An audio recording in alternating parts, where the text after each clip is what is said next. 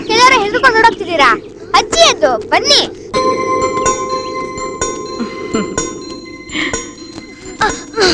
ಬನ್ನಿ ಮಕ್ಳ, ನಾನೇನು ಮಾಡಲ್ಲ, ಬನ್ನಿ.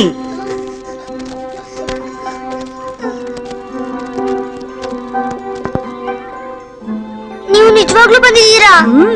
ಹಂಗಾದ್ರೆ ಮುಟ್ ನೋಡ್ಬೋದಾ? ನಾನ್ ಫಸ್ಟ್. ಏನ್ ಸಾಫ್ಟ್ ಆಗಿದೆ. ನಮ್ಮ ಅಜ್ಜಿನೇ.